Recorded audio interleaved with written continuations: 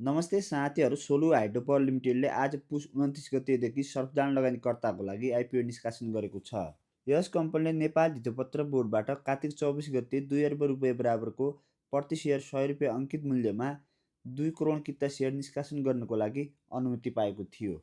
र त्यसै गरी यस कम्पनीले भने पहिलो चरणमा वैदेशिक रोजगारमा रहेका नेपालीहरू र आयोजना प्रभावित स्थानीय बासिन्दाहरूको लागि आइपिओ निष्कासन गरेर बाँडफाँड गरिसके पश्चात भने यस कम्पनीले दोस्रो चरणमा भने सर्वसाधारण लगानीकर्ताको लागि आइपिओ निष्कासन गर्न लागेको छ। यस कम्पनीले सर्वसाधारण लगानीकर्ताको लागि कति किता आइपिओ निष्कासन गरेको छ? हामीहरूले यस कम्पनीले निष्कासन गरेको आइपिओमा न्यूनतम कति कितादेखि अधिकतम कति कितासम्म आवेदन दिन पाउने भएका छौँ। र त्यसै गरी यस कम्पनीले आज पुस 29 गतेदेखि सर्वसाधारण लगानीकर्ताको लागि निष्कासन गरेको आइपिओमा आवेदन दिने अन्तिम मिति कहिले रहेको छ? यस कम्पनीको इपिएस र बुक भ्यालु कति रहेको छ? र त्यसै गरी यो कम्पनी दोस्रो बजारमा कारोबारमा आउँदा यस कम्पनीको ओपनिङ प्राइस कति हुने भएको छ? र त्यसै गरी हामीहरूले यस कम्पनीको पहिलो कारोबारको दिन हामीहरूले यस कम्पनीको 10 किता आइपिओबाट कतिसम्म नाफा कमाउन सक्नेछौँ? र त्यसै गरी यस कम्पनीले निष्कासन गरेको आइपिओमा हामीहरूले आवेदन दिँदा राम्रो होला या नदिँदा? त्यसै गरी यस कम्पनीले निष्कासन गरेको आइपिओ जम्मा कतिजना लगानीकर्ताहरूले 10 किताका दरले सेयर हात पार्ने भएका छन् भने कतिजना लगानीकर्ताको हात खाली हुने भएको छ? र यस कम्पनीको आइपिओ पर्ने सम्भावना कतिको रहेको छ? यी सम्पूर्णको बारेमा तपाईँहरूलाई जानकारी गराउँछु। भिडियोलाई स्किप नगरी अन्तिमसम्म हेरिदिनु होला। र आउने दिनहरूमा नेपाल सेयर बजार सम्बन्धी यस्तै नयाँ जानकारीहरू थाहा पाउन चाहनुहुन्छ भने च्यानललाई सब्सक्राइब पनि गरिदिनु होला।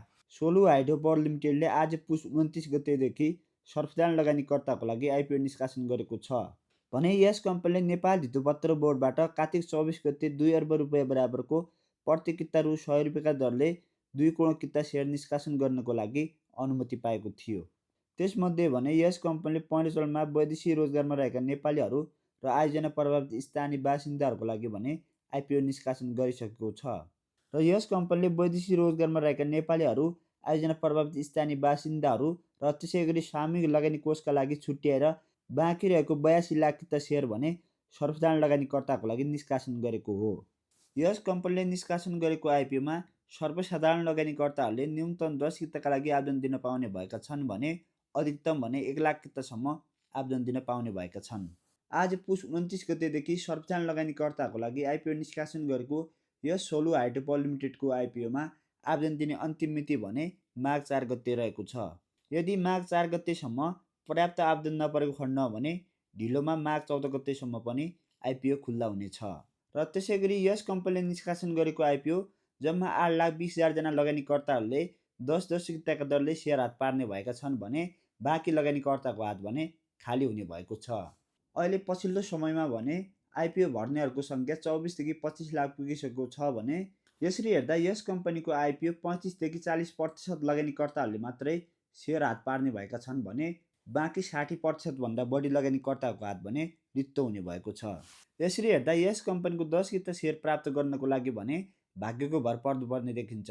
र त्यसै गरी यस कम्पनीको इपिएस अर्निङ पर सेयरको कुरा गर्ने हो भने 19 रुपियाँ 44 पैसा रहेको छ भने यस कम्पनीको बुक भ्यालु भने 122 रुपियाँ 40 पैसा रहेको छ।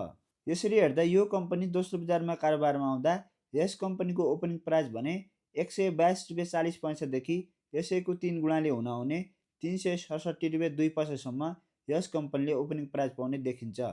यदि तपाईँहरूलाई यस कम्पनीको 10 किता आइपिओ परेको खण्ड भने यस कम्पनीको पहिलो कारोबारकै दिन तपाईँहरूले यस कम्पनीको 10 किता आइपिओबाट 1000 देखि 2000 सम्म नाफा कमाउन सक्नुहुनेछ। अझ त्यसपछिका दिनहरूमा यस कम्पनीको सेयर मूल्य बढ्दै गयो भने तपाईँहरू अझ बढी नाफा कमाउन सक्नुहुनेछ। तपाईँहरू यस कम्पनीको आइपिओ भर्ने या नभर्ने भनेर दोधारमा हुनुहुन्छ भने तपाईँहरू यस कम्पनीको आइपिओ भर्नुहोला। किनभने कुनै पनि आइपिओ निष्कासन गरेको कम्पनीले तपाईँहरूलाई घाटा दिँदैन, थोरै भए पनि तपाईँहरूलाई नाफा चाहिँ हुनेछ। तपाईँहरू यस कम्पनीले निष्कासन गरेको आइपिओमा भने 10 किता मात्रै आवेदन दिनुहोला, किनभने यस कम्पनीको आइपिओ पर्ने सम्भावना एकदमै कम रहेको छ। र जसलाई यस कम्पनीको आइपिओ पर्छ ती लगानीकर्ताहरूलाई पनि गोलापर्थद्वारा आइपिओ बाँडफाँड हुने भएकोले यस कम्पनीको आइपिओ भर्दाखेरि 10 किता मात्रै भर्नुहोला। हस्त साथीहरू, आजको भिडियो यति नै रहेको छ। आउने दिनहरूमा नेपाल सेयर बजार सम्बन्धी यस्तै नयाँ जानकारी थाहा पाउन चाहनुहुन्छ भने च्यानललाई सब्सक्राइब पनि गरिदिनु होला।